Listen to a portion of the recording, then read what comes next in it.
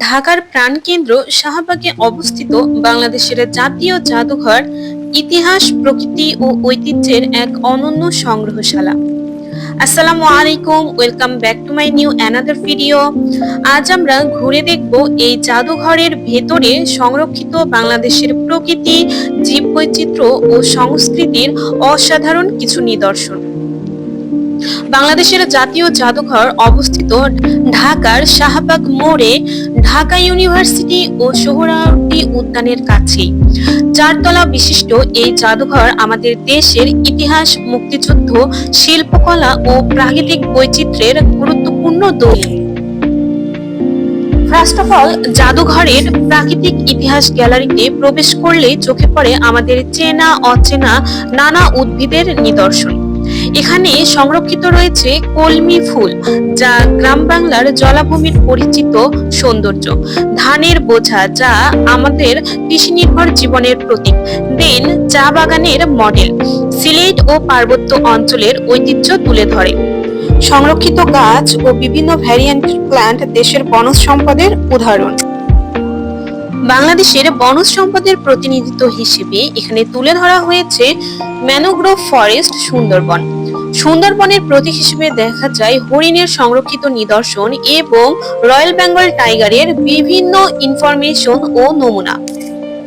Next গ্যালারিতে রয়েছে বিভিন্ন ভ্যারিয়েশনের শিলা ও পাথরের সংগ্রহ। বেসিক্যালি পাহাড়ি অঞ্চল থেকে শুরু করে নদী ও সমুদ্র তীরবর্তী এলাকার পাথরের স্যাম্পল নিয়ে বাংলাদেশের ভূপ্রকৃতির বৈচিত্র্য তুলে ধরা হয়েছে এই গ্যালারিতে।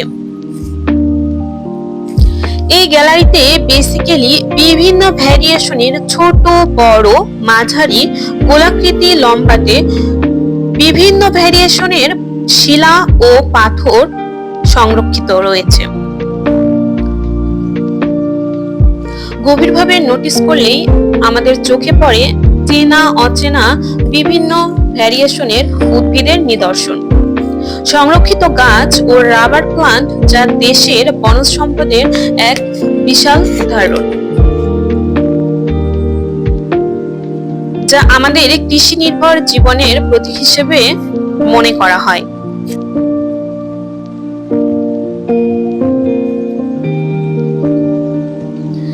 নেক্সট গ্যালারিতে রয়েছে বিভিন্ন টাইপের শুকনো গুঁড়া মশলা এবং আস্ত মশলার প্রতীক, যা মশলা জাতীয় উদ্ভিদ হিসেবে এই গ্যালারিতে সংরক্ষিত রয়েছে।